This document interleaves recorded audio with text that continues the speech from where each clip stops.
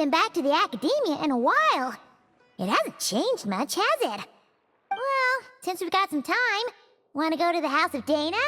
Paimon wants to do some reading! Ha! So you noticed! Well, you're too late. The Paimon you know and love is no more. You're looking at Paimon Plus, a new and improved treasure trove of travel know-how. Paimon Plus would like to find some new books to peruse. A gracious traveler like yourself wouldn't leave her companionless on her quest, right? Come on, this way!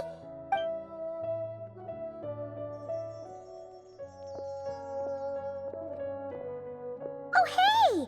It's Collei and Cyrus! Wonder what's going on. Let's go see! Well, you know what they say? Learning is a lifelong quest.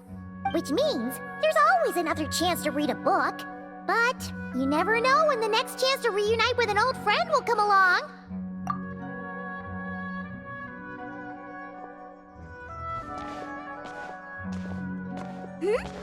Traveler, Paimon? You're back in Sumeru? Oh, hello, you two. It's been a while. Looking to spend time with some old friends? Yep. We saw some familiar faces, so we came to say hi. Ha! You must be mistaken. Unless, of course, you mean his project collaborator? Because that is far more accurate. Nefer, that old coot, should thank his lucky stars he has me on his team. Which is something he'd never have the courage to say to his face. Well, Paimon's glad to see you in such good spirits, Cyrus. Must mean things are all good here in Sumeru. Ah, well, it's quite all right. I'm not the type to take offense at that kind of thing. You definitely are. Anyway, what were you and Collei chatting about just now? Ah, that. Well, it was quite a spontaneous meeting. I was leaving the sage's office when I spotted Collei in conversation with a Mahamata, and it looked serious. I thought something bad might have happened, so I hurried over as soon as the conversation ended. But as it turns out, our Collei is moving up in the world. The academia even hired her as a consultant. Wow! That's incredible! Oh, it's nothing, really. Look at that, so humble. Takes after me, she does. Not at all. Not at all. No, wait. I didn't mean that to sound like I don't think you're humble, Mr. Cyrus, because of course you are. I just,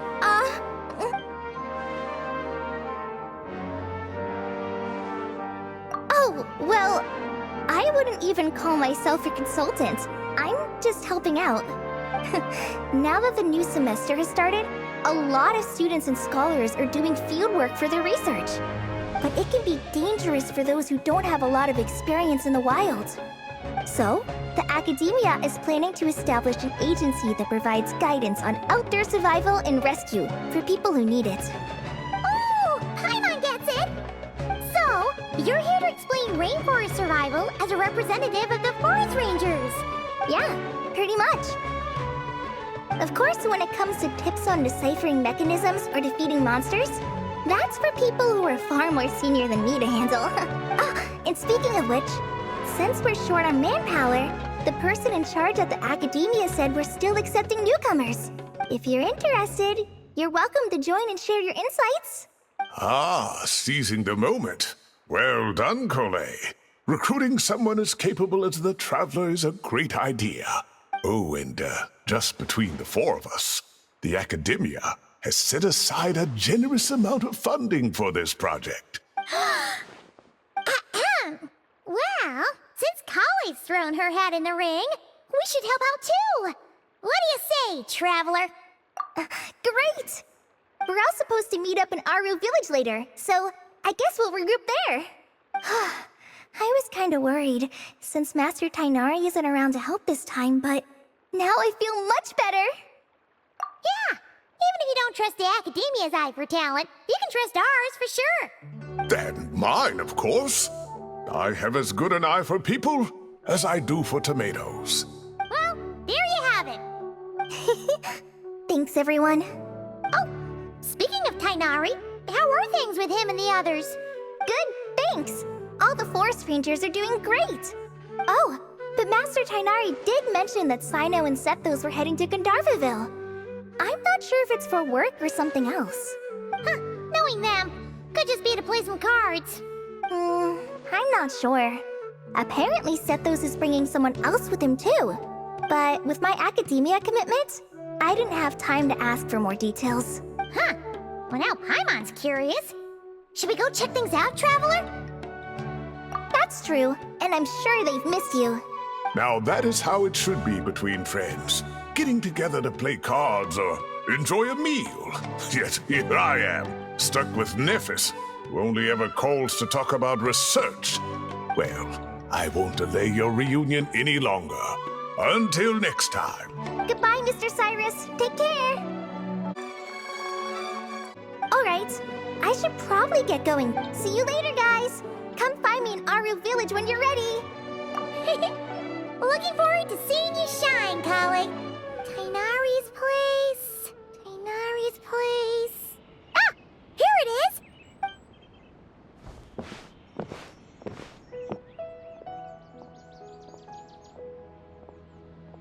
Cyno! Sethos! Looks like the whole gang's here. Oh, and Layla's here too! But, oh, she doesn't look too good. Did something happen? Ah, Paimon, Traveler. It's good to see you. I'd welcome you like a proper host, but I'm a bit busy at the moment. Apologies. No need to look that worried. My observations indicate Miss Layla's condition has improved quite a bit. There's no danger to her mind. She's just fatigued and needs some rest. Excuse me for a moment while I blend some calming incense. I'll let you two explain the situation. All right.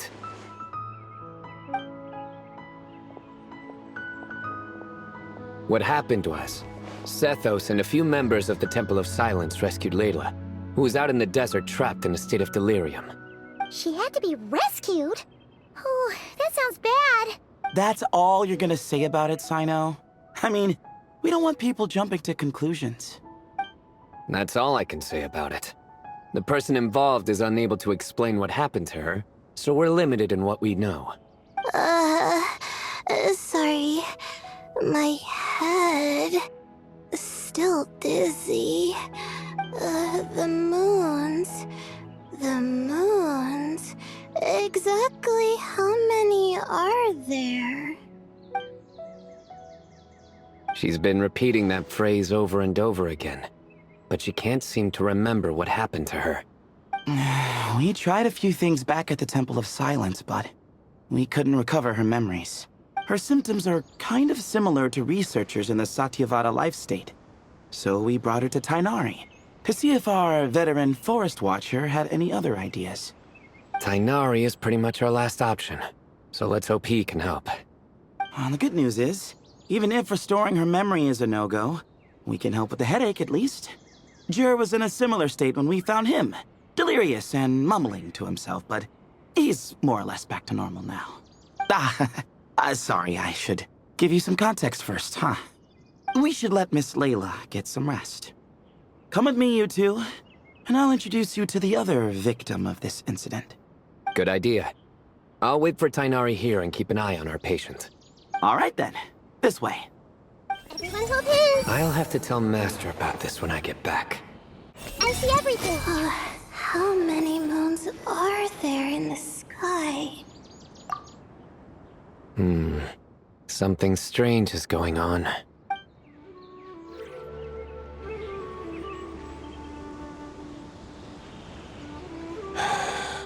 Who did the Ajalainak not offend? I just don't get it. Hey, Djer. Still musing about Ajalainak nuts, huh? Want me to have Cyno come over and tell some jokes? Might help distract you. No. No need. I'm done. Don't encourage him. Well, sorry for interrupting the Ajalainak talk, buddy. Next time, just say, Aji, hey, knock. Hold on. So, what's the deal with the Ajalainak nuts? Other than the bad Cyno jokes. We'll get to that. But first, introductions are in order. This is Djer. a member of the Temple of Silence. And you remember the Traveler, right, Djer? Of course. I'd never forget a participant in the Rite of Duels or the hero who saved Sumeru. Awesome. Could you go over what happened to you one more time, Djer? Our valiant hero is gonna help us get to the bottom of this. Might as well join since you're here, am I right? Just hear him out. You're gonna want to uncover this mystery once you do. I bet on it. Well, I was on an expedition in the desert not too long ago, when I got caught in some quicksand. Later, it became obvious it wasn't normal quicksand because instead of sinking to my death, I fell into an undiscovered ruin. In my panic, arms and legs flailing about, I suspect I touched some things I shouldn't have. Because in that brief moment, an enormous amount of information came surging into my mind. I would hesitate to even call it knowledge, because my brain had no capacity to process the information. To use an analogy, it would be like trying to stuff thousands of Agelenok nuts into a small water skin without it bursting. Sorry again with the Agelenok nuts, I know. It's fine. We're getting to that part of the story anyway. True.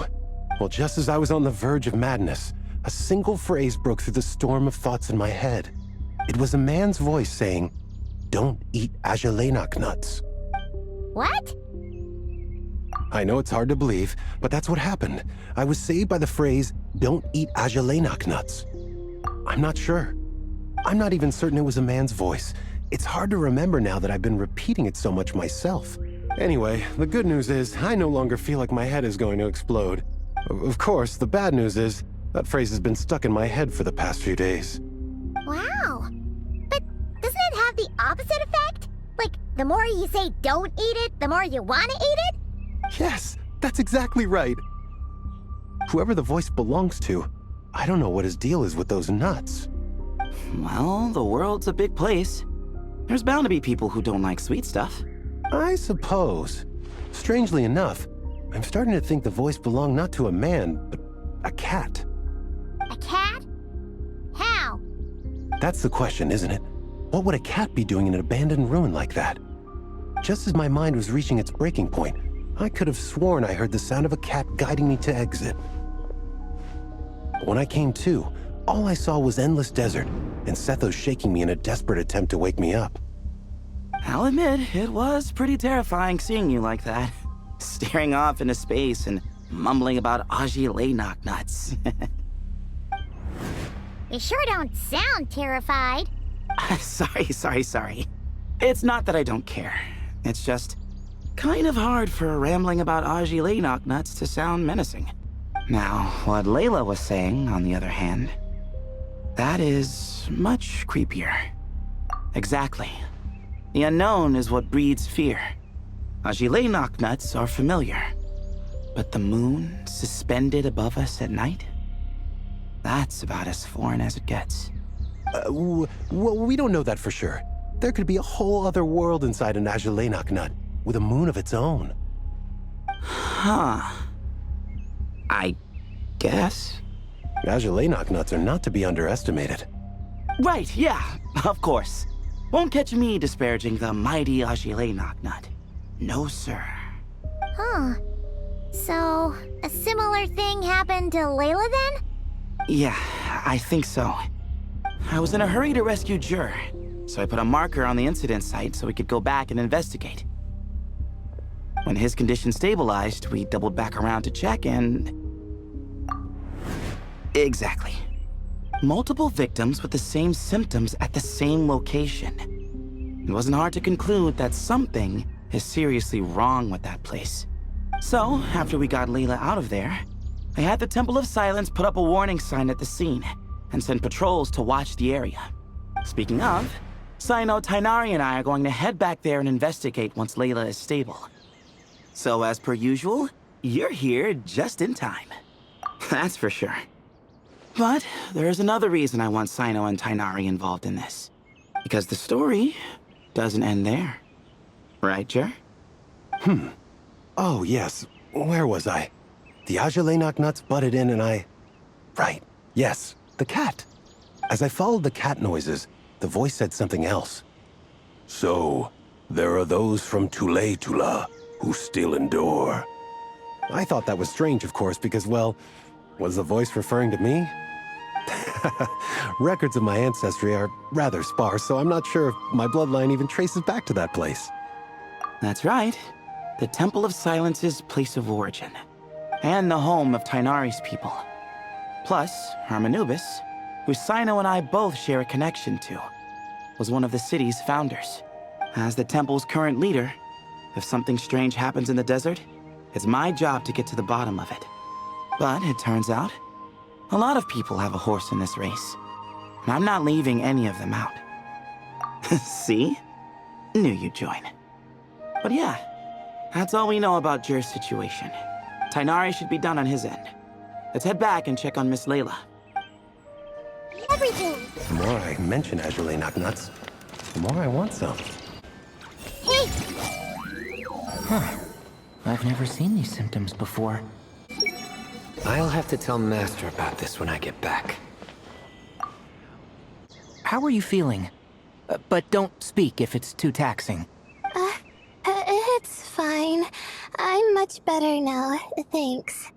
I feel like I haven't slept in 2 days, so pretty much back to normal. Whoa. That's your normal? Traveler, Paimon, I thought I heard your voices earlier. Oh, and, I'm sorry. Huh? You don't have to apologize. You didn't do anything wrong. No, I just mean, I think I'm about to disappoint you. My head was kinda muddled earlier, but I still heard your conversation. I know you're trying to figure out what happened to me, and I want to help, but I really don't remember anything. Does your head still hurt? No, I feel fine. The incense you made helped a lot. I'm still hearing those words in my head, but other than that, I'm okay. It's just, all I remember are those words.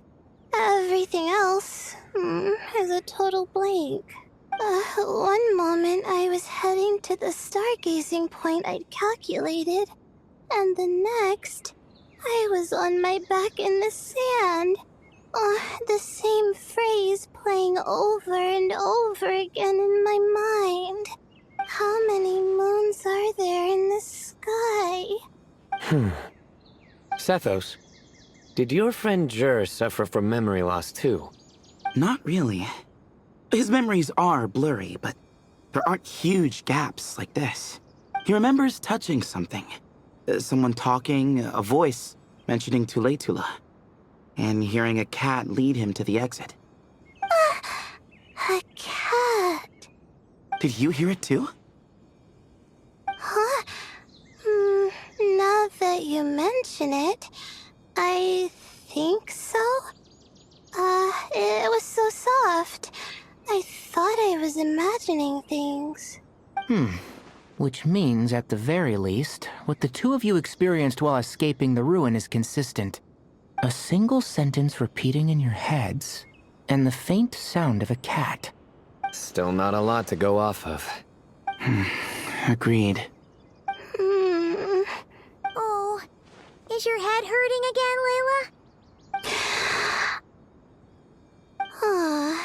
No, I was just thinking. Maybe my memories are blank because I was sleepwalking at the time. Sometimes, my friends and classmates tell me about things I don't remember doing, or places I don't remember going. I don't talk about it a lot because, well, I don't even know how it happened.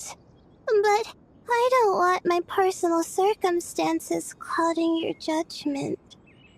So I, just wanted to mention that. Ah, I see. Well, thank you for telling us. But I don't think we need to dwell on that for now. We're gonna check out the site of the incident for ourselves, so that should help us come to our own conclusions. Okay. Then could I come? happen to me back there? Sure, but on one condition. You need to be in tip-top shape before we head out.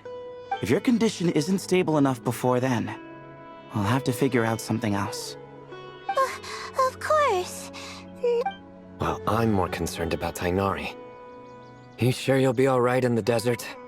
You say that like I'll evaporate on first contact with sand or something. Call it curiosity. If this concerns my ancestors, I want to figure out what's going on. Anyway, as long as I take things slow when the sun's out, I should be fine with the right preparation. Besides, it's a good idea to have a doctor on hand in case of emergencies. So long as our doctor doesn't become the emergency. Well, if that happens, I suppose I'll just have to rely on the kindness of my entourage to haul me back home. Alright, well, that all sounds good to me. Let's meet in 2 days like we agreed. Djer and I are gonna head back to the Temple of Silence to do some research in the meantime. See you in a couple days. Sounds good.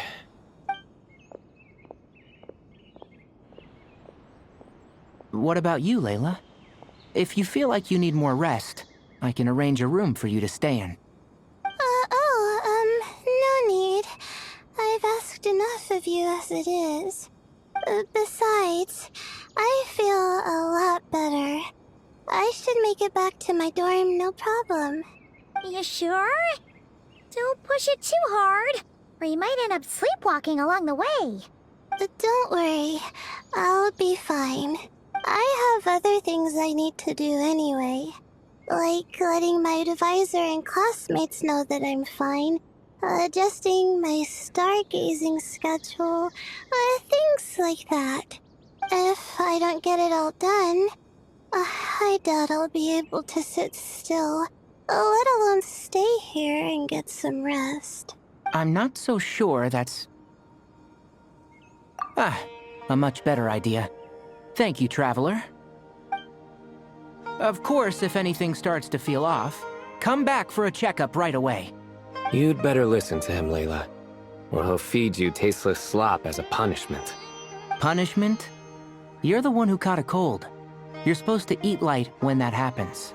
Besides, with your nose stuffed up like that, you couldn't taste anything to begin with. Huh. Is that so?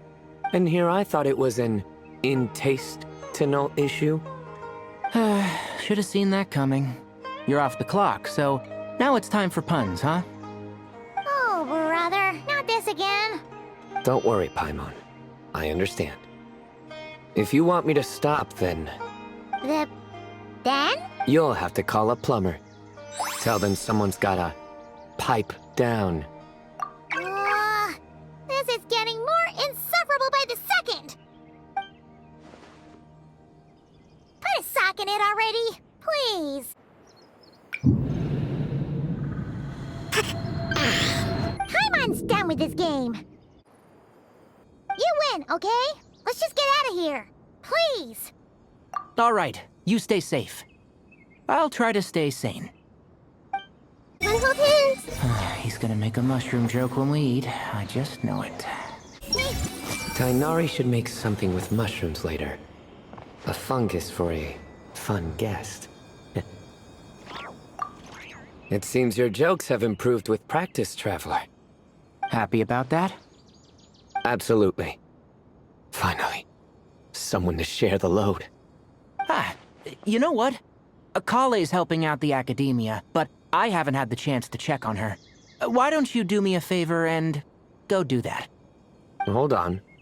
I thought you were having me over for dinner. Moons.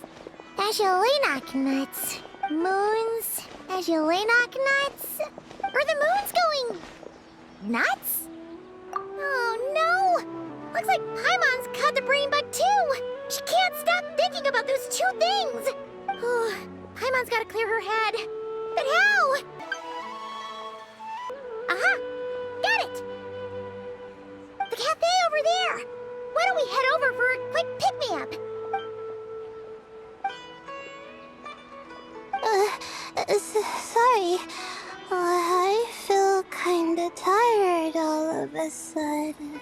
Wait! Is it because of all Paimon's muttering just now? Oh, sorry. The coffee will be Paimon's treat, okay? Hey, you make it sound like Paimon's stingy or something. Well, she'll just have to show you her true colors. Yeah, starting now. You sit tight and take care of Layla, Traveler. Paimon's gonna get us some snacks and coffee. Be right back. Don't go anywhere in the meantime.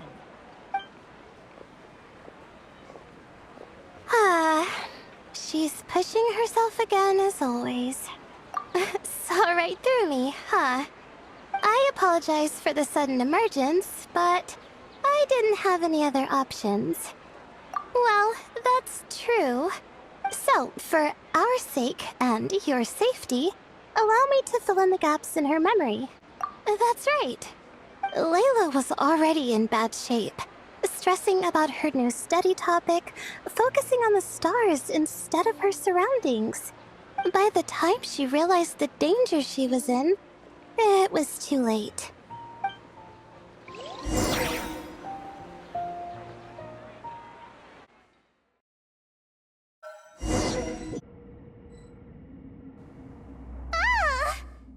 Quicksand near the ideal viewing spot? Wasn't expecting that. Looks like Layla's been under a lot of pressure lately. She hasn't been paying attention to her surroundings. But why would quicksand lead to a place like this? Well, all in all, looks like a common desert ruin. Guess there's nothing to do but try to find a way out. Oh, Layla, what have you gotten yourself into this time? I think this door can be opened using the device next to it. Just like I thought. What was that? My head. It hurts. Is Layla waking up? No, that's not it. What's going on? It's too much. I don't understand. The ground is... where am I? It's spinning.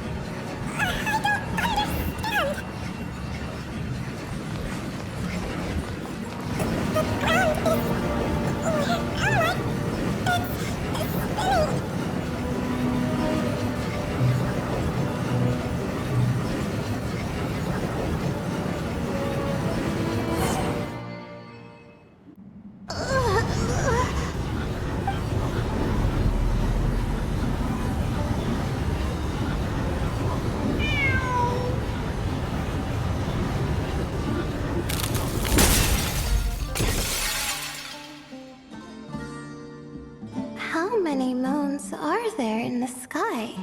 How many moons are there in the sky? Okay, information isn't rushing into my brain anymore. That's good. How many moons are there in the sky? My head hurts. But there are no more dark spots in my vision. And I can see in front of me. Still, how many moons are there in the sky? What's going on? The same thought keeps popping into my head. What does it mean? How many moons are there in the sky? Isn't there just one? A cat? I think there was one earlier, too. I'm not hearing things. It really is a cat. But what is it doing here? How many moons are there? No! Stop it! Does it want me to follow its cries? Well, it's not like I've got other options. Come on, Layla. You can do this.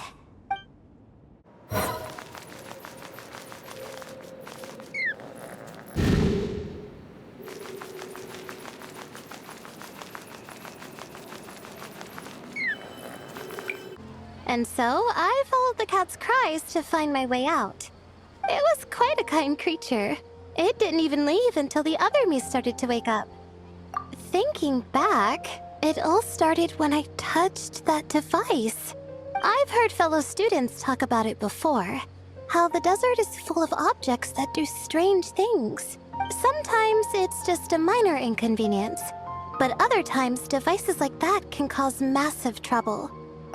Of course. I forgot how much adventuring experience you have. Still, carrying an umbrella doesn't mean you can't get soaked, so just be careful and stay away from unknown devices. No need to thank me. You and Layla are about to head into dangerous territory together. You need to be safe so she can be safe. Well, I think that about sums it up. And just in time. Your coffee's here. Traveler? A little help over here?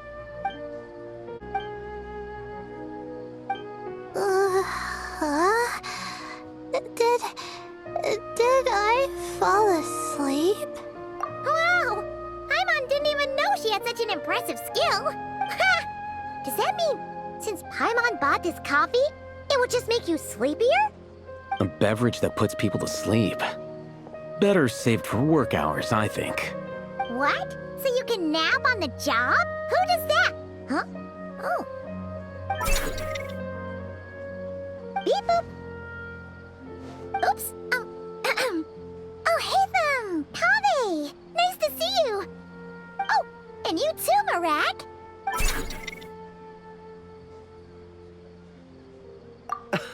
Sorry. Hope we're not interrupting anything. Miss Layla, you don't look so good. Is everything all right? Oh, I'm fine. I was sleeping just now, so I'm still a bit... I see. And we woke you, didn't we? I'm sorry. We shouldn't have been so loud. No, you didn't. I didn't mean it like that. Sorry. Wait, where are you going? You just got here! I'm going to do what I came here to do. Which is? Buy coffee beans. Huh? You're going too? Marak! Fine. Run off with him. See if I care. Well, looks like I get you to myself. It's been a while, hasn't it? How have you been? So, a busy life of adventuring for you, and a busy life of academics for Miss Layla, is that right? Oh, is something wrong? The desert's not always the friendliest place, that's for sure. And from the look on your faces, I'm guessing this problem's not resolved? Don't force yourself to talk about it, of course. But I've worked on several projects in the desert before, so if there's anything I can do to help, just say the word. No, I don't have anything to hide. It's just... complicated, so explaining might take time. Well, lucky for us, I've got that in spades. Yes, you have been quite sedentary recently. Excuse me? I've been going about work as normal, thank you. And, might I add, you do way less work than me. I do the amount of work that is required of me. Yes, you and your stellar work ethic. The stuff of legends. Now look what you've done. I've lost my train of thought. Where were we? The problem in the desert. Wait, you were listening earlier? Oh, we're giving the silent treatment now? Mature, very mature. Continue, Miss Layla. I'm curious as to how this incident unfolded. What did I tell you? This one doesn't have enough to do. Alright. Well...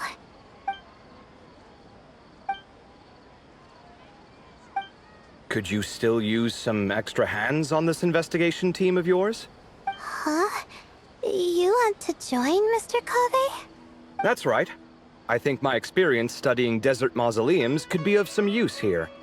Alhatham's expertise in ancient languages could be helpful too. Besides, I consider you all to be my friends, and friends are supposed to help each other out. Wait, I'm involved in this now? Oh, please, I know you. Half the battle was over the minute you said you were curious.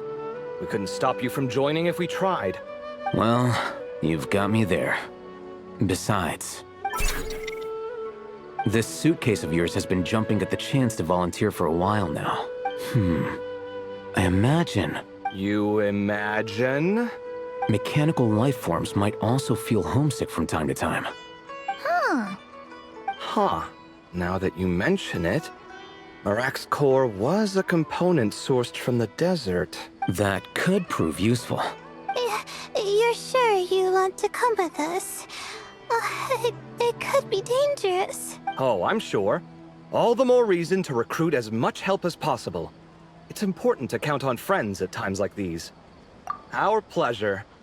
It's a plan, then.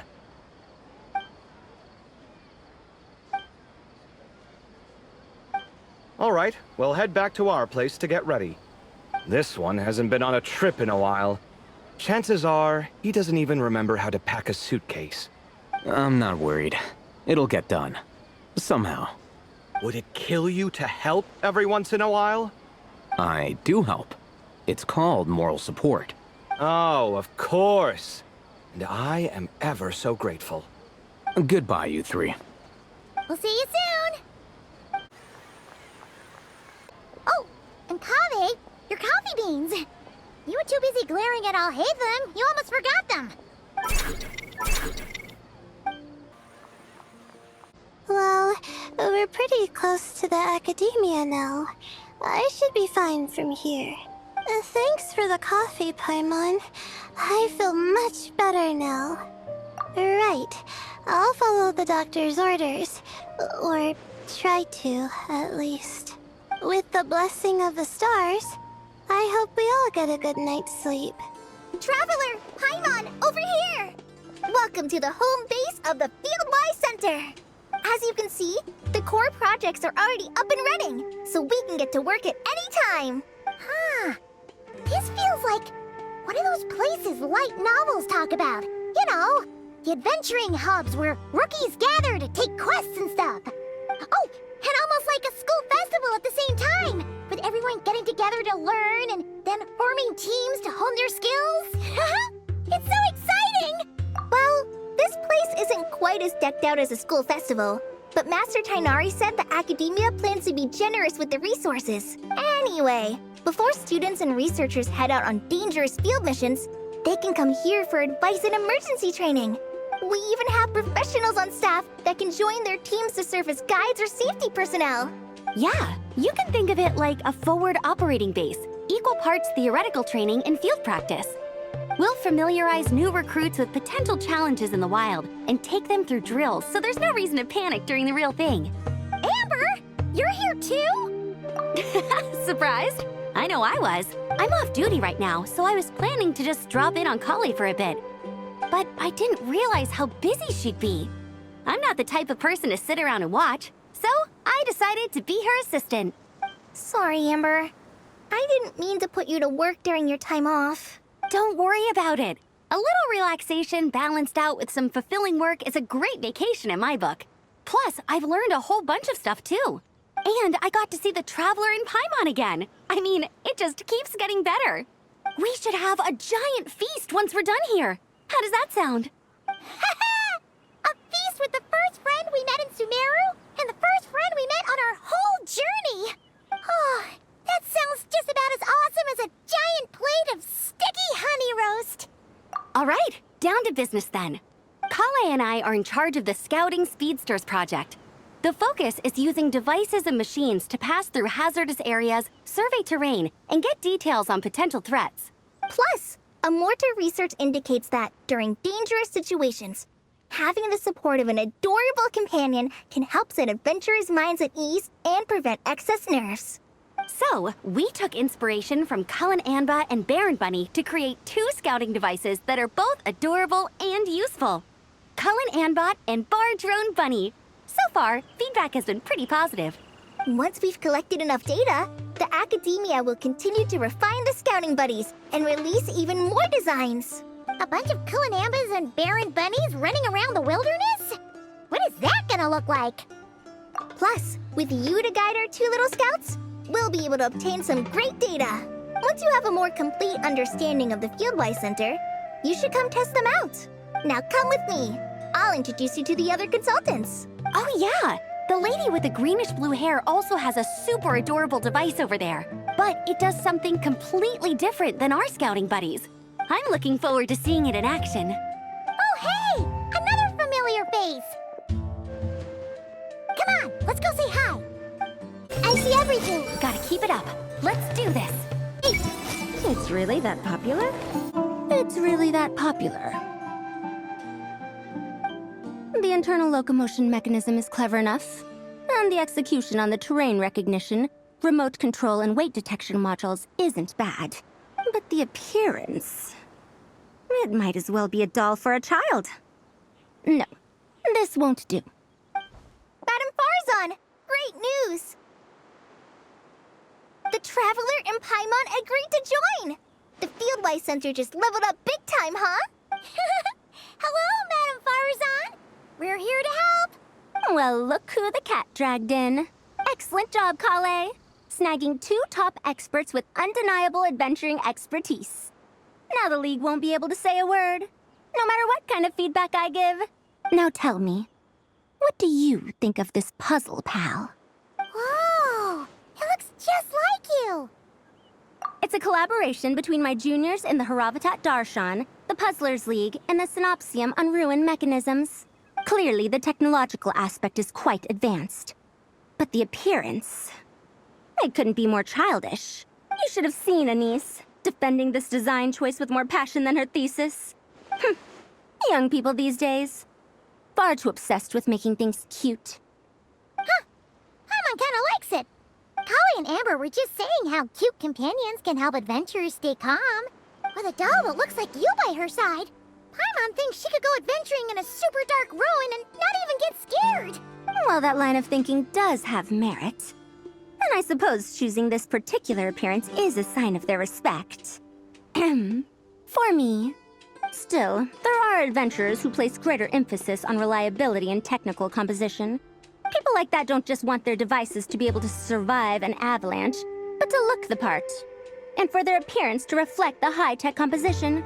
The fluffiness of this puzzle pal, on the other hand, doesn't give the impression it would be a reliable or formidable device. The appearance may even be distracting. Now picture this. A thick metal casing, square in shape, with a matte finish and openings to showcase the complex technical composition. That would have much more visual impact. I'm the perfect example of this. I have a youthful appearance, and so people question me on occasion. If I had a head of white hair instead, things would be different. Really? Then, do you want Paimon to talk to them? She has white hair. What? No! That's not the same thing. I didn't realize you had such strict views about this, Madam Farzan. Huh? So, even you prefer this version? Well, if that's what you really think, then fine. You'll have to come back and test it out on some puzzles, Traveler. I'll rate your effectiveness in using the device and come up with a user manual based on your performance. As for improvements to its appearance, long-term observation is required, so I'll put that aside for now. I've already selected a few of the most suitable domains, so we can begin the puzzle-solving process at any time. Thanks, Madam Farzan. I'm just gonna take the Traveler and Paimon to see the final project. But it shouldn't take long. Don't worry, Collei. You're the one in charge here. Just make sure to pace yourself. Once things calm down, come over to see me and we'll have a nice chat. I'll even treat you to some snacks from back in my day. Snacks? Paimon's in! Paimon's... Thank you, Madam Farzan. I'll bring a few boxes of floral tea as well. Go on now. Do me proud. Everyone hold hands. Let's take a closer look at how this mechanism moves. This last one is a long-term project we're calling the Security Division. Thanks to General Mahamatra Cyno, We've been able to bring Djer on as the instructor and Candace as the coordinator. They're putting together a combat test right now, but they should be back soon. Hey, looking for us? I guess we showed up right on cue then. Wait, the Traveler and Paimon are joining as well? That makes things a whole lot easier. Sorry for keeping you waiting, everyone. But we managed to bring back some good intel. Intel? Huh, this is starting to sound intense. Of course. What better way to protect the students than to sweep through the desert and rid it of all potential dangers? Not a bad plan, right? You in? Not the best time for jokes, Djer. Besides, when it comes to striking down danger, the Traveler is a woman on a mission. She might take you up on that offer. Defeating anything that might pose a threat? Oh, even if the Traveler worked non-stop, that could still take years. He'd have to stop traveling. Oh, Paimon doesn't even want to think about that. Time would be the least of our problems. Some dangers aren't visible to the naked eye, like the scorpions burrowed underground, or the terrifying raptors sleeping in the trees. You can't get rid of them until they jump out to attack you. For situations like these, we'd have to combine Madame Farazan's recommendations with Amber's approach to scouting, calculating our chances of encountering enemies and our expected operation times. Whoa, whoa, whoa, pencils down, everyone. That was just a joke. The Security Division's goal is a lot simpler, actually. We're just here to ensure that fieldwork teams include trained combat personnel. Some of this work has been entrusted to the Blazing Beasts and other mercenaries, but members of investigation teams who pass the combat test can also qualify. Before an investigation team is allowed to head into a dangerous area, the group must include at least 2 professionals who have passed the assessment. And Djer and I were just out collecting intel on the best place to hold the test. We found a domain filled with monsters and bandits of all levels. Hopefully, they don't mind us borrowing their stomping ground for a bit. It'll only cost them a few smacks on the head. Oh, so we just need to supervise, right? That's right. Participant safety is our utmost priority. So we'll organize a group of capable personnel to take it in shifts. We still need to figure out our testing metrics, though. Fighting is different from an actual exam, and there's no one right answer. Mercenaries like me, we all have our own style. That's not a problem in actual combat, but when it comes to teaching, we tend to stick too much to what we're used to. So, we need someone to give us a baseline. Someone who has the experience, but also takes a more flexible approach in combat. Yeah, based on what you just described, the Traveler seems like the perfect person for the job. Great. Working with you is always a pleasure, Traveler. Smooth as butter on a steak.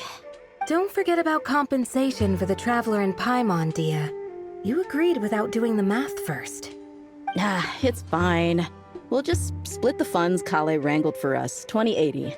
10 for me, 10 for you, 80 for the 2 of them. Wait, we're getting 80%? Don't sweat it. We're just in charge of the long-term operations. You're the one setting the metrics for the whole thing. So I think we got the better end of the deal. We've talked about a partnership in the past, haven't we? Well then, consider this the perfect place to start. Then I'll draw up a detailed overview of the compensation so it's clear for everyone. That'd be great. And don't worry, Miss Candace. About that piece of land you're leasing to the academia, the one used for grain storage, I managed to get them to agree to a 30% increase in their rent payment. Oh, thank you.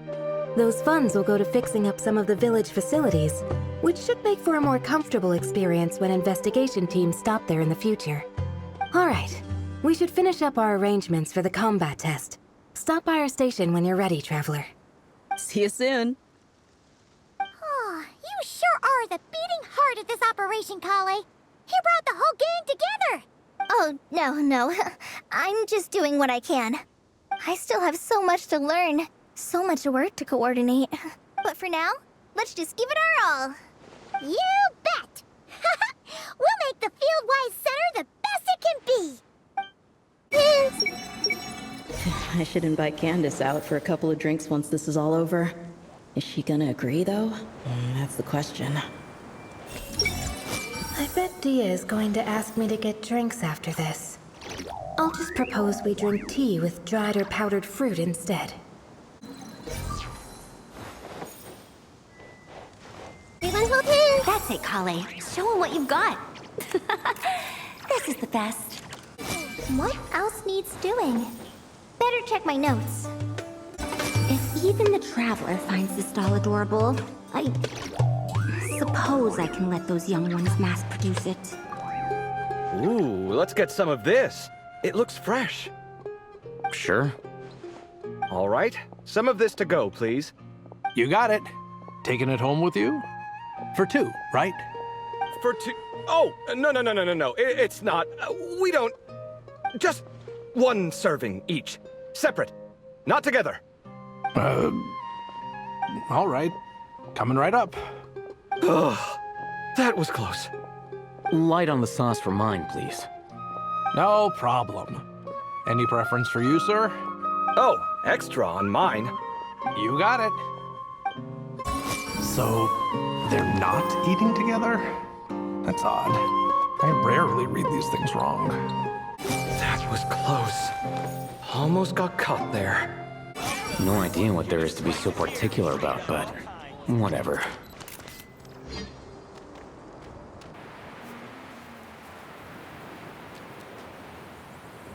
Looking at the map, we should be getting close. Speaking of which, the closer we get, the more Paimon's heart feels like it's beating out of her chest. Excitement. Yeah, sure, that's it. Oh look, it's Tighnari and the others. Everyone's here bright and early.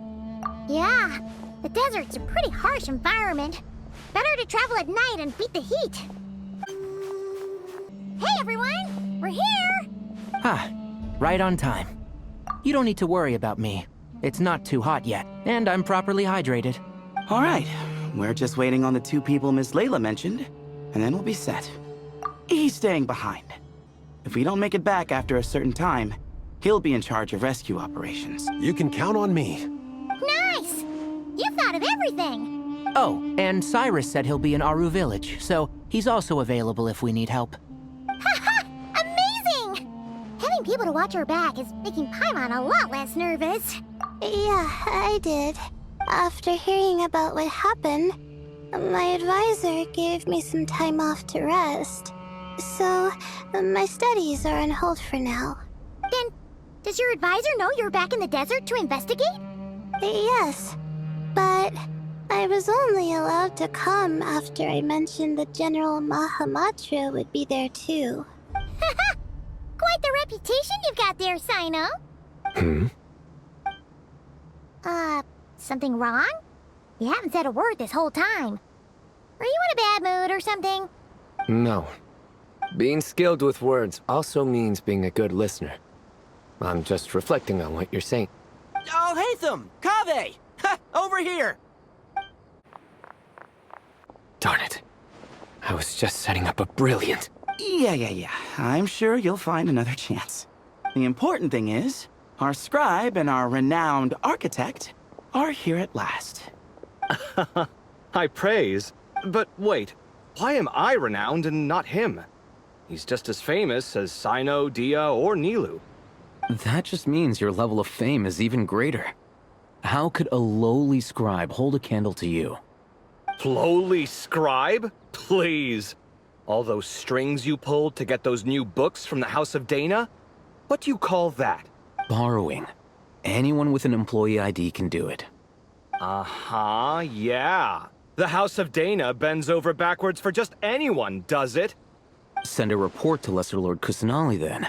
Let her know someone at the Academia is abusing their position. Hey! I never said abuse it! Impressive verbal sparring, as always. Oh, hello to you too, Marak. Well, looks like your assistant is raring to go, Kaveh.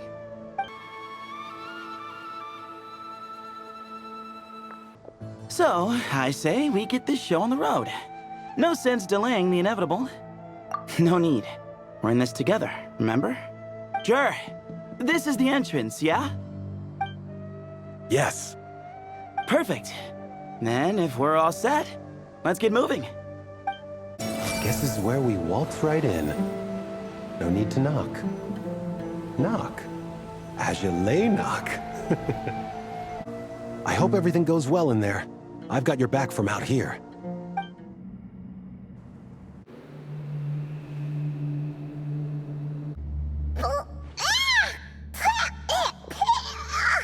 Paimon's mouth is full of sand! So that's what falling into quicksand feels like? If this was quicksand, we would have struggled to breathe. No. I think this was regular sand, and we didn't sink into it. We fell through it. Into this place. Agreed. In other words, sounds like a you problem, Paimon. Ha ha, very funny. No, wait, Paimon's the only one. Ha! See? What? I'm the only one with sand in my shoes? Yeah, right.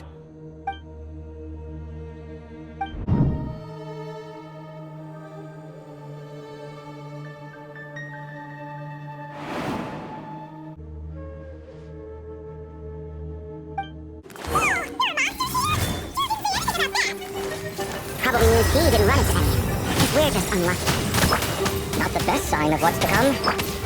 You'll be fine. Let's just use up all our backup. We'll just open it.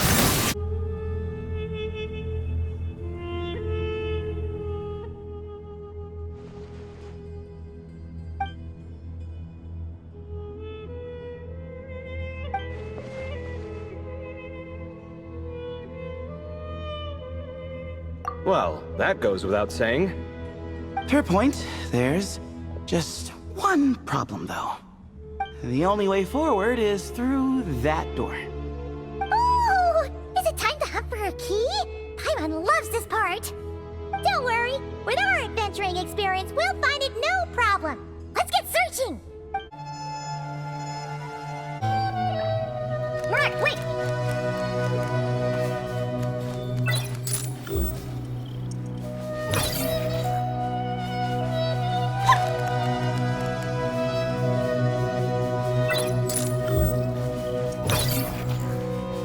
Marak seems interested in these jars.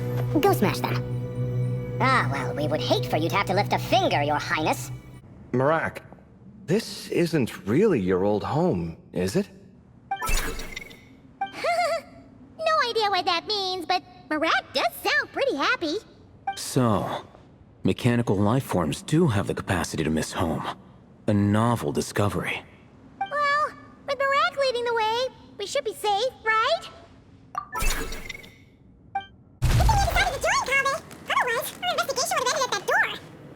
It was nothing that I did. You should thank Marak instead. Hold on. At this rate, Paimon's gonna lose her title as best guy to a mechanical suitcase. Aw, thanks. Hey, wait. What do you mean, useless?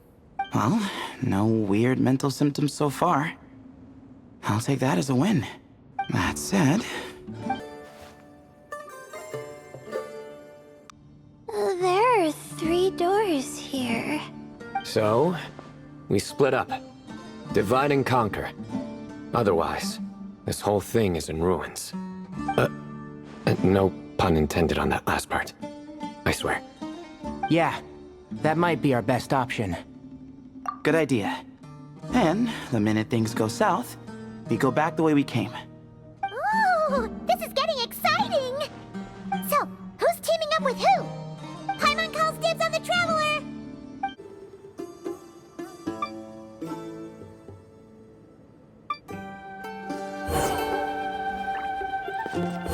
Huh, this is that. Last time we were in the desert together, 2 of you came all the way out here to gang up on me.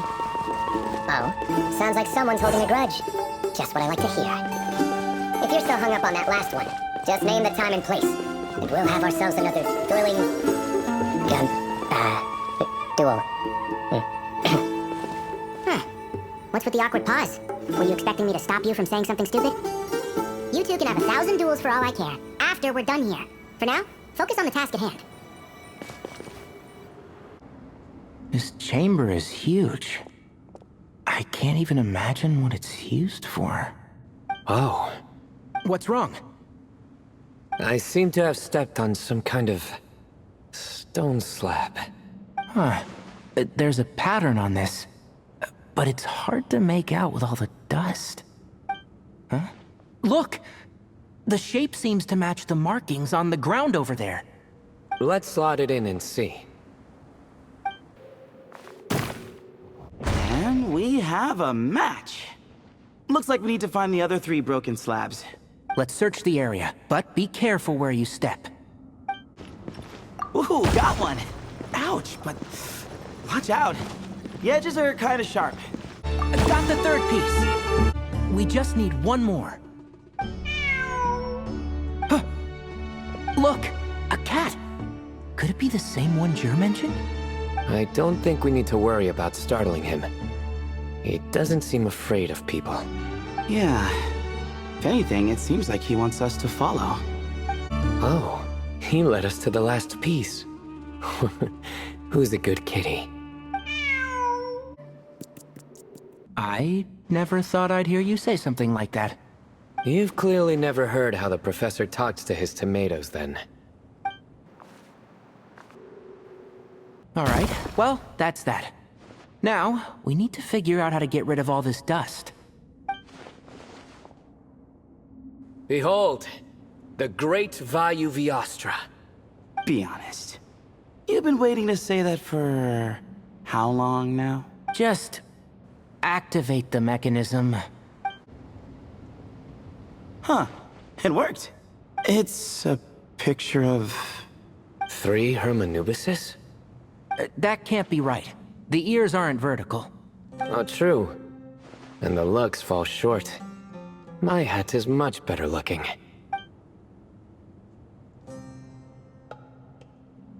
A goat, an ibis, and a crocodile. Oh, wow. Our botanist knows more than just plants. Riveting observation. I was just thinking. These 3 figures look a lot like the 7 pillars of King Deshret. That's right. These are our colleagues. Our what now? You sure about that? Just kidding. But what I meant by that is, these were Hermanubis' colleagues back then. The middle one is the Goat King Harashef, Minister of Ministers, the god Amun's most trusted chancellor. Records say he was the deputy king of the Desert Sands, chief among the 7 pillars. Someone even more impressive than Hermanubis? I wonder if that ever got his goat. Sorry, couldn't resist. Okay, that was a good one. Wait, really? I've got so much more where that came from. Where were we? This is Sopik, the Crocodile King, captain of captains. As the name suggests, he was a valiant commander and had dominion over all weapons of war. And finally, this is the Ibis King Thoth, scribe of scribes. Your memory's pretty impressive. I bet you're almost as good as me at memorizing cards. A scribe? Did he manage archives then? Like Alhatham? Wait, that's all Alhatham does? I never knew being an academia scribe was such a cushy job. Well, that's how his friend put it, anyway. But it does seem like he has a lot of free time. Well, I don't know much about the academia, but I'm sure the Ibis King had more responsibilities than that. The temple's records say he represented the wisest aspects of King Deshret, inventing the desert script and arcane arts at his king's command. He must have been quite the impressive man, then. Or creature, depending on how you look at it. Still, why are these 3 the only ones represented here? What about the other pillars of King Deshret? Maybe because the 3 of them were extra close? Huh. Kinda like us. Oh yeah! Maybe we should have someone inscribe us on a commemorative stone slab, too. Or, we could just take a picture. It would serve the same purpose. Anyway, no more distractions. Huh. Doesn't it look like there's writing carved into the corner? Huh. There is. And it's in the ancient desert script, too. Looks like the Ibis King left you some homework. Give me a sec. I'll try and translate it. The ministers are unvirtuous. The scribes unwise. The captains unworthy. My end is not humanity's end. Hereby bestow upon you all a far side of eternity. Wait, so they went to Aru? It doesn't sound like it was their idea. The far side of eternity is said to be the final land of dreams for all desert dwellers. But if such a place did exist, wouldn't it also be an inescapable prison? Yes, and based on the writing here, it's clear King Deshret wasn't pleased with these three. This gift he bestowed upon them seems more like a punishment. Such is the power of a king, I suppose. Which means the goat's the one who got in the end. Huh. Yep, not as good the second time. What? Impossible. Well, looks like that's all we can learn here. Should we keep going? Yes, no time to waste.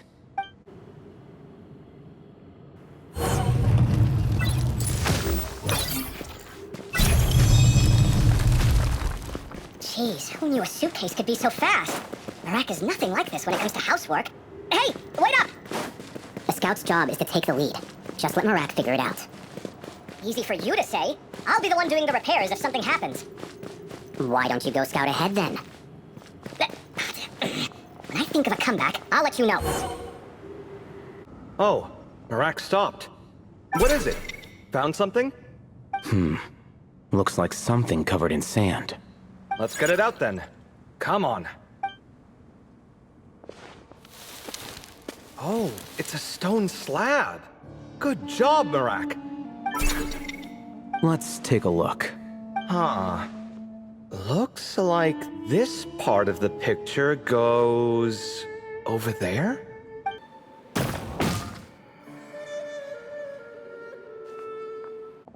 In that case, there must be other pieces. All right, and let's look around. Hey! Why are you sitting down? I thought Marak was helping. Oh, so you do know what that word means. Great. Are we supposed to just sit back while Marak does all the work? No, I doubt you could do that. Exactly. But I can.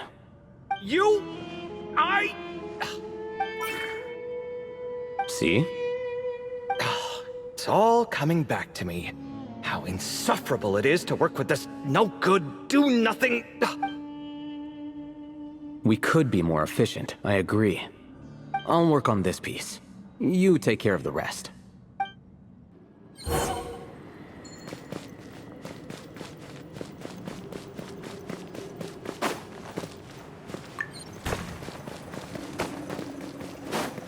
Found one!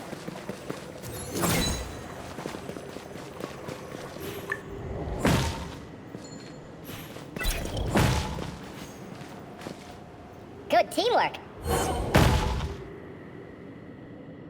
Looks like we found them all. The pieces fit together like a glove. But we can't see what's on them. Turn around. Huh? Look. Oh, I've seen this before. It can create strong winds. Just what we need to clean off the slab. Come on, let's... Hey! Don't worry about me. If I sit here, I won't be in the way. Oh, you don't want to be in the way? Then sit right in front, so the device can blow you straight back to Sumeru City. Done. Huh. That's one big cat. And there's a shattered crown. I think it's depicting some kind of story. Look, there's writing too. The Ibis King answered the young noble, granting him the wisdom he sought. But the fragile crown was shattered by lies in the end. Here I leave the name. Gudars. Gudars? I've seen that name in a history book before. He was a young noble who sought to save his realm, and a king who once united the desert. That's right. Although his methods were rather shameful. During his long reign, he betrayed his family and the nobles who supported him. only realizing the error of his ways after his enemies left him nowhere to turn. But by then, it was too late. Seems like a common occurrence across history. Different people, same mistakes. It's an inevitable pattern, destined to repeat itself. The writing mentions the Ibis King, but a cat is depicted here. Does that mean... So far, what's depicted on the slab seems true to history. In which case, this cat is either a proxy for the Ibis King or a manifestation of said king himself. Exaggeration is a common method ancient records use to highlight a being of higher status. And as we know, Layla and Djer both heard the sound of a cat while escaping the ruin. You're saying the Ibis King, one of the legendary 7 pillars of King Deshret, is here, still helping those in need? I'm saying we can't rule it out. Wait, there it is! The cat!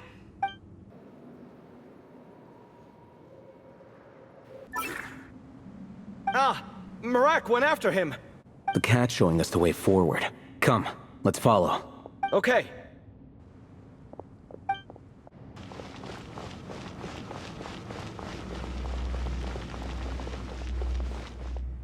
Huh. The cat's... gone. Yes, but look where he led us. Oh. Another slab. It looks similar to the last one.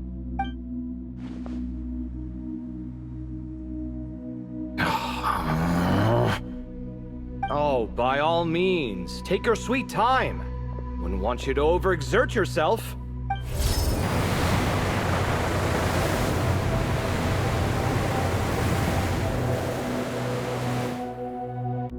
Huh. The scene depicted here... seems to be a different tale. The Ibis King answered the Jinn-blooded dancing girl, granting her the wisdom she sought. But enemies plotted to kill her close kin. Snake venom was her self-chosen end.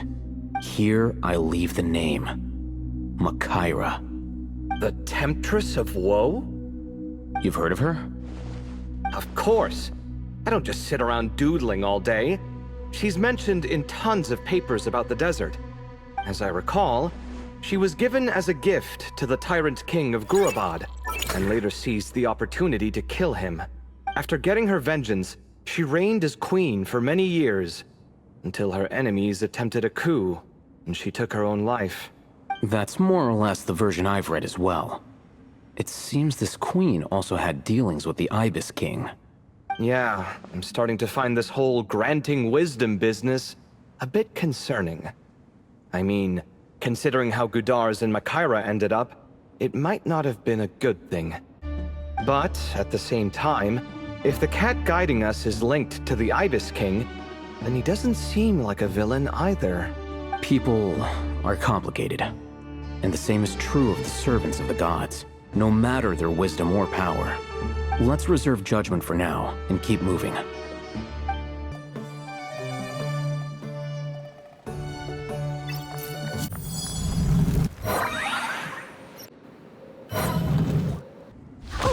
Paimon meant to ask earlier. Have your memories come back, Layla? No, sorry. To be honest, nothing about this experience feels familiar. Besides, my focus is the stars, so I don't spend a lot of time exploring ancient ruins. Guess that makes us the senior researchers in this scenario. Stick close, all right, Layla? Okay.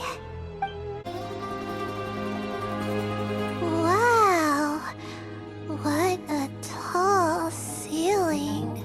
Yeah, for such a big place, it's so empty. Like no one ever lived here.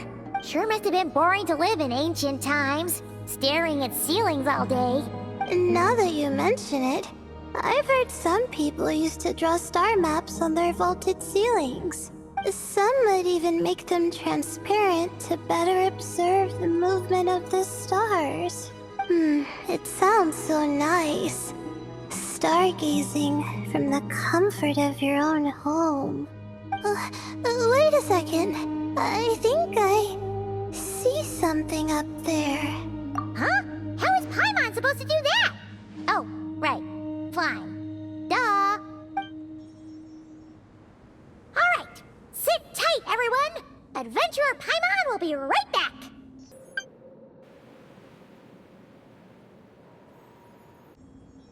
Okay.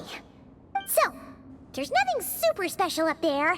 Just a couple of shelves, tables, jars, and scrolls. And a whole bunch of dust, dirt, and sand. You really want to search through all that stuff? Well, when you put it that way, come on then. Let's see what we've got. Paimon's hoping for something super valuable. Thanks. I'll stick close. I think that's everything. Most of the documents are in the ancient desert script, except these ones. These seem old as well, but the handwriting makes them stand out. Right! Let's arrange them in chronological order before we read through.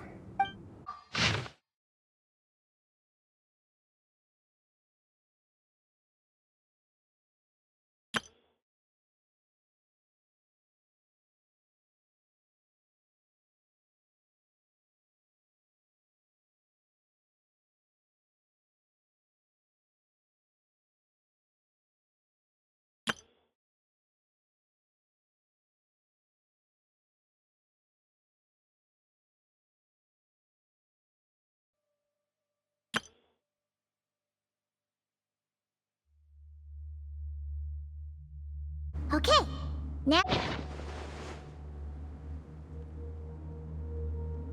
Maybe this person fell in by accident, like Mr. Djer and me. Yeah, maybe. But they don't sound super worried about their situation. So, either this person's an ace adventurer, like the Traveler, or some kind of super optimist. An optimist, huh? I wish I could be that sort of person. That's right! You're detailed and passionate. Great qualities for an adventuring buddy. This optimist seems super obsessed with exploring every corner of this place. That could have gotten them in big trouble for all we know. Well, I appreciate the compliment. It's almost magical how words like that can make you feel like you can do anything. I only wish that magic could last a little longer. Until I figure out my new study topic, at least. Oh, looks like you were spot on, Paimon. See? Told ya! That's what happens when you don't think things through. And all this talk about seniors and juniors? He was a student just like you, Layla! Whew, he sure talks a big talk for a student, though. You'd think he was some kind of old scholar instead. Huh. What is it? Did Paimon say something wrong? No, not at all. I was just thinking, and this might sound rude, but the way this person speaks is just so... you notice too. I mean, it's good that he helped treat his companion's wound, but it didn't seem like it was out of kindness. More like he was looking out for his own self-interest, or thought he could get something out of it. I don't know. Maybe I'm reading too much into it. Yeah. If you're both in this dangerous situation together, wouldn't you mention them at least once? If it were Paimon, she would write down the name of every single person she was with. No one would be able to get away. Actually, I find Paimon's approach quite sensible. It makes sense from a safety perspective, too.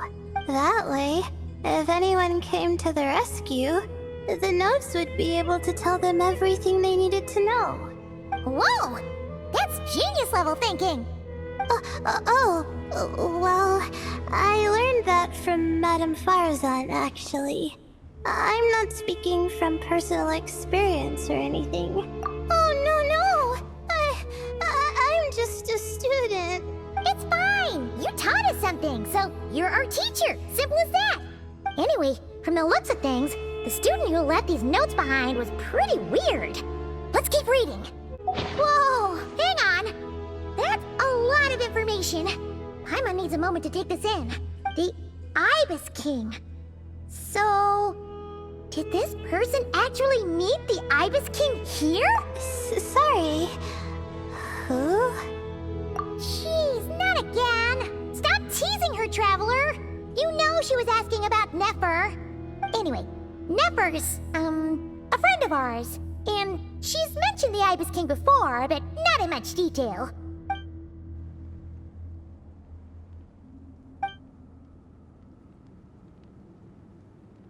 Oh, I see. Well, that's not too surprising. Most people in Sumeru know about King Deshret, and most in the academia have at least some knowledge on the Seven Pillars. Legend has it, King Deshret ruled the desert at the head of several wise retainers, guiding their people to pursue the limits of wisdom. He also left behind treasures for future generations, which continue to be relevant in nearly every research discipline. And now, this message indicates this student and his senior were rescued by the Ibis King. But to think it's possible to meet him in a place like this... We don't know when these notes were written, but didn't the Seven Pillars disappear a long time ago? Yeah, the notes made it sound like his powers were restricted. Also, the mention of this form? What is that supposed to mean? I'm not sure. Let's keep reading. Oh, this is the last page. There's even a signature at the end. Well, sounds like they made it out. Guess it was a happy ending after all. Wait. But it says, the Ibis King cannot be trusted. Huh.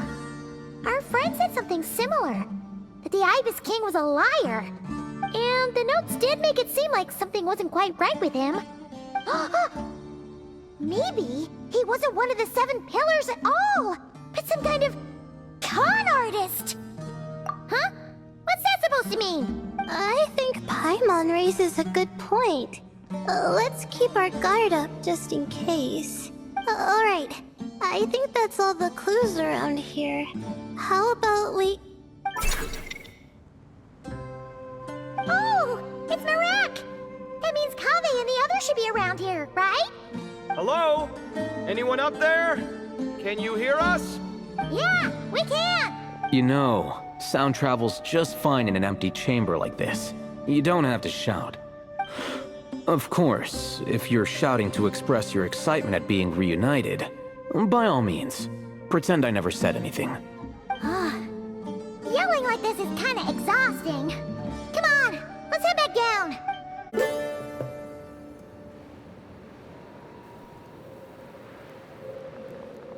Wow, we all ended up in the same place, huh? Yeah, what a coincidence. Indeed. Or as I like to call it, the chai factor.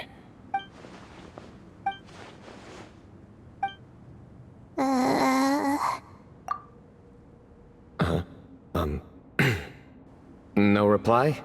Just say it. All right. Because it's spice to sweet brew again. Oh, hey, that's a new version. Wait, what? You've never heard that one? What are you looking for? A place to sit and read my book. Oh, great.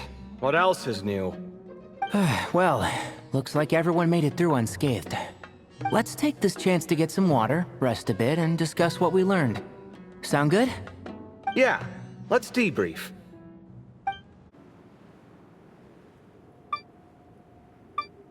Okay, so we all learned a lot, but it feels like we ended up with even more questions. Yeah, but one thing's for sure.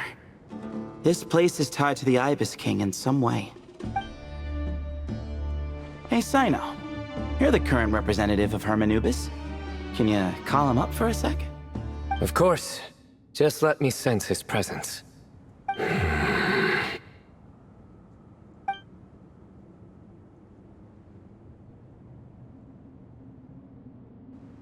Just kidding. I can't sense him at all. Jeez, Sethos. Did you set him up for that one? What are you, a two-man act? Sorry, Herman Nubis isn't like the Ibis King. He can possess me, but I can't talk to him whenever I want. Oh, truly? Does that mean he's gone? I would have liked to reminisce about old times with him. The cat! It speaks! Of course it speaks. In fact, it is not an it at all. You do me a great offense. My apologies. Esteemed cats, sir? Oh, this little contraption is still here.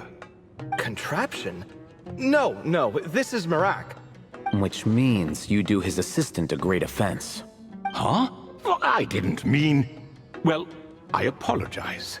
I wasn't referring to this Marak, but rather the thing that operates it. King Deshret was quite partial to it. I have forgotten what it was called. It must have had an official name, albeit in the old tongue. Even if I did remember, I would need to translate it into modern language. It's not important. Marak's a fine name. Even better than the original, if you ask me. Who thought of it? And the remodeling, quite well done indeed. This Marak looks much happier in its current form. Oh, and the components should have model numbers written on them. You can look them up if you're curious. This cat talks a lot. Quite the one-sided conversation. Is this what the Ibis King was like? He seems quite eloquent. I wonder if he plays cards. Ha! I knew Marak was a great name. Go me. Let's see, what page was I on again? Should have brought a bookmark. That all went over Paimon's head.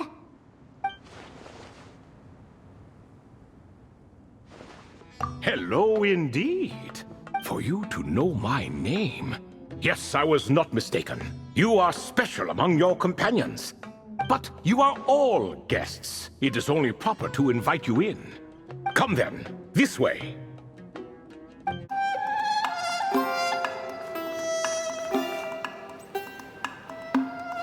Welcome to my humble abode. Oh, your house sure is spacious, Lord Ibis King. I fear it's not quite what it used to be. In fact, it has long ceased to be my home at all. It belongs to the descendants of the cats I once raised. Such adorable creatures, aren't they? Take the one I'm borrowing here, for instance. A chubby fellow with such lovely fur. Anyway, tradition dictates that a special guest such as yourself be presented with a gift. Alas, it's a first-come, first-served basis, you see. I fear with the passage of time, none are left. What? So the treasure's gone already? Treasure, you say? Not an inaccurate description. Yes, and no. I have the power to grant gifts inaccessible to the masses. The only requirement is answering a question. Not a bad deal, yes? Of course, my questions were given unto me by King Deshret, who in turn received them from the Mistress of Flowers. There are 3, and no more. What causes our rise and fall? What obliterates love and hate? What determines truth and falsehood? The more he talks, the less Paimon understands. I see. That must mean Gudars and Makaira managed to answer 2 of the 3. Another who understands. Oh, so that's the event those 2 slabs are depicting. Priests and their records. A singular obsession, and quite boring too. After being imprisoned within Aru, I could, on occasion, take the form of a cat to converse with those around me. But I despised speaking to them. No conversational skills whatsoever. Now, humans like you who stumble in here from time to time, you are much more interesting. Hold on, we're getting off topic again. The 3 questions you just mentioned? What are they for, exactly? That is a story that begins with King Deshret. And we're in for another long one. Nostalgia for the past is common to us all, is it not? And our king, he was such a proud, solemn man in those days. He watched us speak of the present and the future, of the wisdom we possessed or were about to obtain. We were his proud retainers, confident in our belief that, so long as each one of us used our abilities to the fullest, progress was inevitable. Yet, King Deshret's ambition was not destined to be allowed in a closed-off world such as this. So nothing went as planned. In fact, from the beginning, there were signs an outcome of this nature was inevitable. Because although there were 7 pillars, one was forever absent. Al-Ahmar would insist the Dendro Dragon Sovereign was one of us, but the dragon herself rejected that idea. Huh. Like a card you can never seem to draw from your deck. More like a card that was never in the deck to begin with. Alas, that's just who Al-Ahmar was. There was nothing we could do about that. And I always preferred chess to cards. In the end, life grew unbearable for our king. But, of course, those who remain must continue to live on. But subjects like us were less fortunate. After all, the fate of a retainer is decided by the king, including the chance to walk away. So it was then that King Deshret had Kroko, Goti, and I locked up within Aru, where we remain to this day. Kroko. Goti? Ah, of course. You're more familiar with their full names. Sobek, the Crocodile King, and Hereshef, the Goat King. And let me tell you, when it comes to chess, Hereshef was a habitual backseat strategist, always spewing nonsense from the sidelines. Well, Sobek was all too quick to take his terrible advice, to the point where I was the one who got accused of cheating. Chess is an exercise in patience, and that man couldn't sit still to save his life. He could never excel at that game. In fact, neither of them were good at chess. Even so, we played together often. And since I was always the winner, we got along quite well. What are you laughing at? Were we not good friends? No one's laughing. Paimon would never. No, not you. It's Goti. He's laughing for no reason again. Can you not hear him? Ah, right. Of course you can't. The two of them are inside Aru, as am I, so only I can hear them. What is even going on here?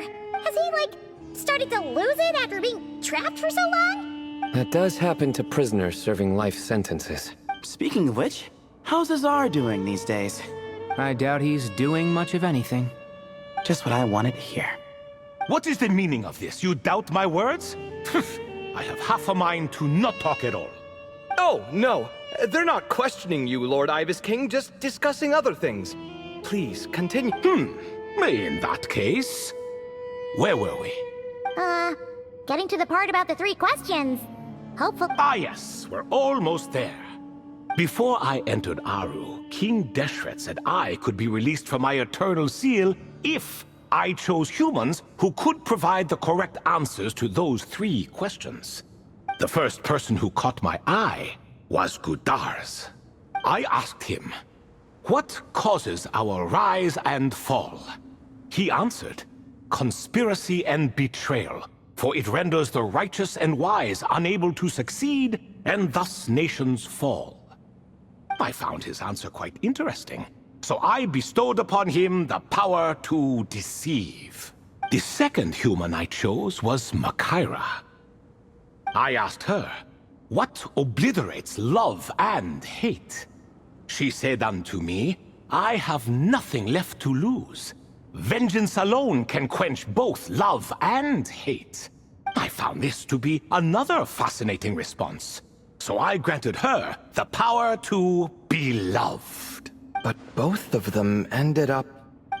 Now then, young one, riddle me this.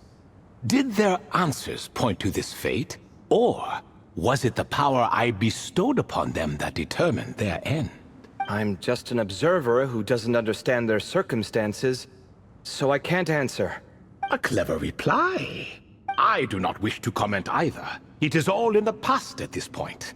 My only wish was for their answers to be acknowledged by King Deshret's rules, and bring me one step closer to freedom. As for the final person, her fate remains to be seen, so I will not reveal her name. I asked her, what determines truth and falsehood? And found her answer quite compelling, so I bestowed upon her a gift to match. As you can see, however, I have not been freed, so it's clear the answer she gave at that time was wrong. But alas, 3 people were chosen and 3 questions were asked. So now all I can do is wait. Wait until her wisdom is in line with the rules set forth by my king. Until she has found the true answer to that question. No wonder there was no third stone slab then. Or perhaps you're just not ready to include her in the story. Though, that might be a generous interpretation. Well, it's not merely because her story remains unfinished. As the remaining priests of this place left, or passed on, there were none left to record the events that followed. Besides, stone slabs are few and far between in the Great Red Sands. In the sprawling desert, very few things or people even manage to leave a trace. But sometimes I can't help but wonder, if that young man from several centuries ago had been willing to answer my question, would I have left Aru by now? Wait, so there was someone else? Of course, it has been thousands of years after all. All sorts of people have stumbled upon this place, but I only chose the special ones. That young man had such a singular intelligence, though his companion, by contrast, was rather average. The author of those notes we found? The student named Zandik? Ah, yes, I think that was his name. In truth, I was unsure whether I should grant him my third remaining gift. He was, of course, exceedingly clever, but he was also mistrustful and narcissistic in equal measure, and there did not seem to be a line he was unwilling to cross.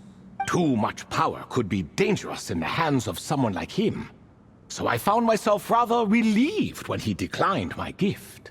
Oh, he turned you down? Did he give a reason? Yes. He said he didn't need it. I still remember the look in his eyes. Nothing stood out per se, and still I could sense contempt and disdain radiating from his gaze. I could not give an exact reason, but on instinct I just knew it would not end well to get close to a man like that. So, I tricked him. Stick close to your companion, I said. Only the descendants of Tuletula can come and go as they please.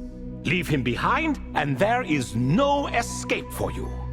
So, does that mean his companion wasn't a descendant of Tuletula? Oh no, that part was true. The lie was in the other half. Anyone can enter or exit this place. There are no restrictions. I saw that his companion was exhausted and was concerned Zandik might leave him behind, or worse, that some other accident might befall him. So I made up an excuse to prevent Zandik from going a step too far. Oh, and speaking of, Sandik's companion had the same blue hair and pointed ears as you. Wait, does that mean Layla's also a descendant of Tuletula? Indeed. When Hermanubis founded that city, he took in many who had nowhere else to go. Today, their progeny are scattered to the 4 winds, and indeed are far more numerous than I could have imagined. So the person you protected could have been my ancestor. Yes, yes. You're very welcome for that. Could I ask another question, Lord Ibis King? Of course. I have nothing but time, I'm afraid. Did you also save me and a man named Djer? I did. You two were quite unlucky bumping into a device King Deshret once used to measure human brain power. That contact caused more knowledge than you could handle to flood into your mind. So I replaced that knowledge with simpler, repetitive information. Of course, the side effect being the same thought repeating over and over again in your mind, but that should resolve itself in time. How many moons are there in the sky? Yes, that was the phrase I used in your head. I forgot the other one, though. I believe it had something to do with food. Both were spur-of-the-moment decisions, so no need to dwell on the meaning too much. Oh, I see. Thank you, Lord Ibis King. As I said, young one, you are most welcome. If you're inclined to return the favor, perhaps you could turn off that device so no one else can trigger it? There's only so much a cat's paw can do, so I'm afraid this is something I must leave to you. Or Merak, I suppose. Oh, splendid! Another one bites the dust. Such is the fate of things here. Day by day, little by little, the remnants of ages past fade into obscurity. For that reason, the gifts of bygone eras, be they tied to your blood or technological in nature, are not to be revered. They are tools, nothing more. Disrespectful? I simply make the most of what I have. Besides, our king has been gone all these years. What good does it do to revere him now? Oh, are you talking to the Goat King again?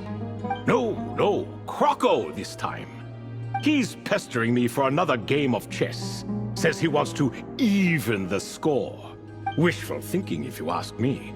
If we counted one push-up for every loss, he'd owe me 300,000 by now. Of course, that's just a rough estimate. I've never kept count. It appears that's something you like. Being someone unable to be defeated. I suppose so. All right then. Time for me to extend my winning streak, and for you all to head home. In truth, deep down, I know even the answers to those 3 questions will not change my fate. But that is for me to reckon with. Go on now. Excuse me. Do you even know what time it is? I've harvested 3 crops of tomatoes while you've been gone. You're exaggerating, Professor. I'm making a point. There's a difference. Sincerest apologies for keeping you waiting, Professor Cyrus. See, that's what I call manners. Now, are any of you hurt? Nope. It went way smoother than we expected, actually. I presume the investigation is complete then. Come, tell me all about it. Oh my, did you luck out? If you've read the work from the Vahumana Dashan, you would know that the Ibis King has, well, let's call it a mixed record. Perhaps he softened up a bit in his old age, and that's why he chose to help you. Or perhaps he just didn't have a good enough reason not to help us. See? Merak agrees. How do you even know that's what Merak meant? That could have just been a happy noise. In any case, there's a lot to be happy about. We figured out what happened to Layla and Djer, and there were some unexpected takeaways too. Yeah, I never expected to learn about my ancestry. I've always thought of myself as just an ordinary student. I never would have even considered something like that could be true. Come to think of it, our ancestors might even have been friends at some point. Huh? You're right. Maybe I should take a trip back home to see if I can find any records about that. Oh, I was just throwing that out there. I wouldn't want you to go to the trouble. It's fine. My advisor gave me a break, and I still have a few days left, so... Oh, wait. My study topic. I haven't made any progress at all. No. I need to focus on that instead. Right. Couldn't you help her, Professor? I could never. Me, you say? I'm from the Spatamar Darshan, and I don't think that Nephis or Zahahadi researched the stars. All I have to offer are my homegrown tomatoes. Although I suppose it's not impossible. I can ask a few old friends to recommend some interesting topics. You really don't have to. It sounds like a lot of work. Hardly. A few passing questions while we water the plants? It's no trouble at all. Thank you so much. Of course. Now it's getting late, and you all... Some say desert nights are the sun taking mercy on us after the heat of the day. So, let's leave while she still feels merciful. I'll have to ask Sethos all about it later. Have you decided on what to eat?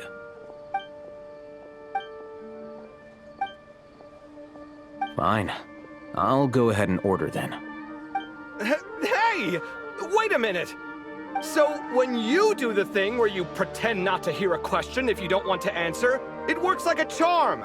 But not when I do it? That's because you have to use it on the right person.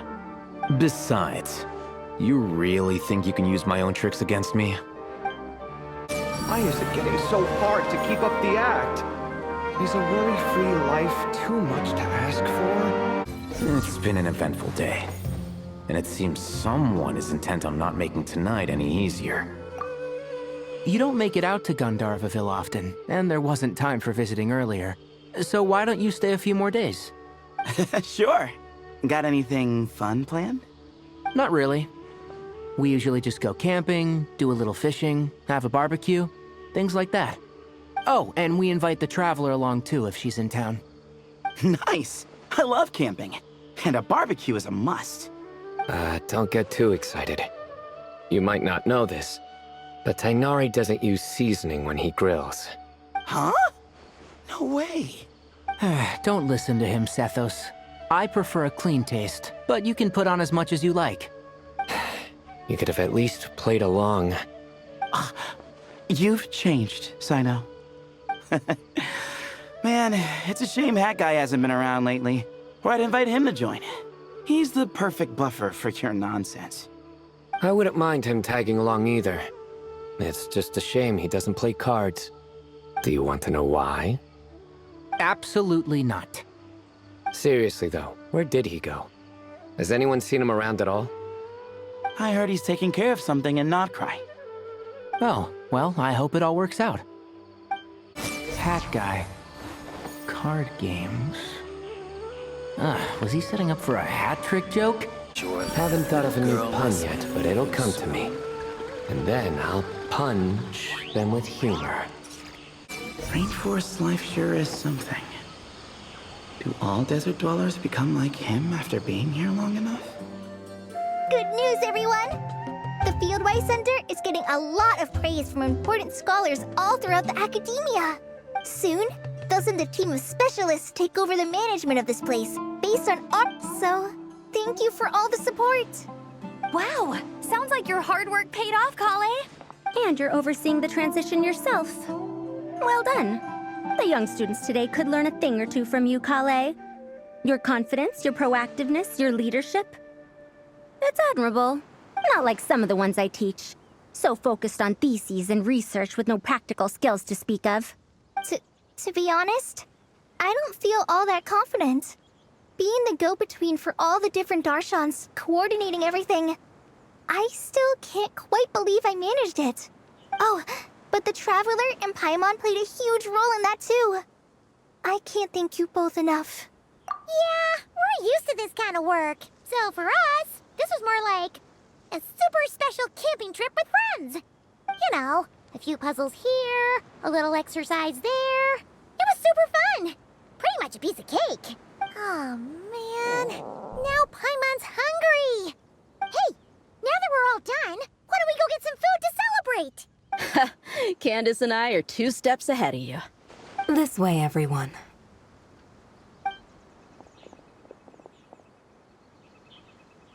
Woohoo! A feast! Perfect timing. Oh, it's been a while since we've had such a delicious spread other dishes from Sumeru? Paimon feels like she could eat twice as much. No, 3 times as much as normal. Huh, is that a challenge? Careful what you wish for. We have your wallet to think about. It's been a while since I've had food from the desert region. It's nothing like I remember. Now this is the real deal. Everything I've tried before pales in comparison. That means a lot, Madame Farazan. If all the researchers who came to our village were so polite, we would have an occasion to offer feasts like this more often. By the way, you planning on doing any sightseeing, Miss Amber? You came all this way after all. Oh, for sure. I hear that there's a forest full of gigantic trees northwest of Port Ormos, with trunks bigger than the entire width of the Good Hunter restaurant. I'd love to see it for myself. Oh, and I bet I could climb up and then glide down from the treetops. That sounds so fun. In that case, I'll give you some snacks to take with you. Like a dense cake or some dumplings.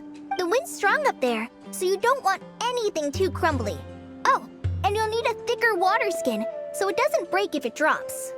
Oh, dumplings sound great. So soft and chewy. Great thinking, Collei. As for the desert, I'd love to check out some of the ruins, like that giant one shaped like an hourglass. I'll just observe from a distance, though. Your ruins could be protected sites, so better to not barge in. Besides, there could be someone sleeping in there. I'm glad to hear that, Miss Amber. It's for the best. Your body won't be used to the desert environment, though, so traveling could be tough. You'll need to bring moisturizing ointment and essential oils for the skin. Honestly, though, helping set up the Fieldwise Center was the real highlight of this trip. And thanks to you, Collei, I got to make some new friends, too. So I couldn't be happier. Feel free to drop in on me in Mondstadt anytime. I'll show you the best our city has to offer. Don't mind if I do. I had some dandelion wine while I was in Fontaine, and man, that was the stuff. So sweet and fragrant, not a single bitter note in there at all.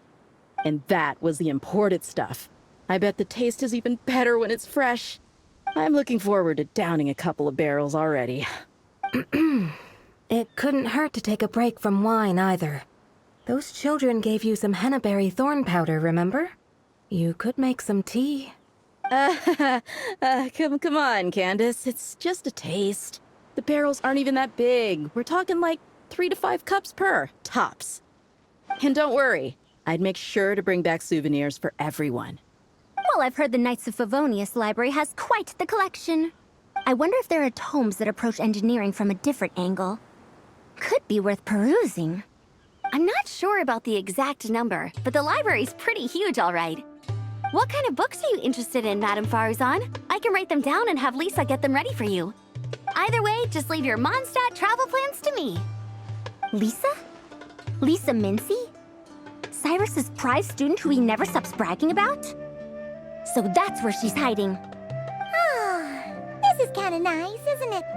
Friends of ours meeting other friends of ours, then becoming friends in your own right. Yeah.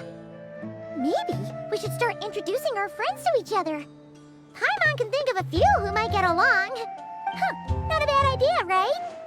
Just imagine all the fun we could have. With this experience under my belt, my next trip out here should be a piece of cake. Of course, this one isn't over yet, but you've been going non-stop these past few days. Maybe we should head back to your place and take it easy for a while. Sounds good to me. I have a bunch of ingredients, snacks, and knickknacks back home that I've been wanting to show you. Some free time at last. I think I'll just spend my last few days here with Collei. There's no need to go out. The work is done, and Amber's staying a little longer. There are so many things I want to talk to her about. Don't worry, Candace. I won't drink too much. Trust me. I'm not worried about that. I just think drinking some nutritious tea could help counteract some of the negative effects on the body. That's all. Well, lucky for me, I know how to drink in moderation then. Oh, and I've got quite a bit of that tea still, okay? So, thanks for that, but no need to send me more right now.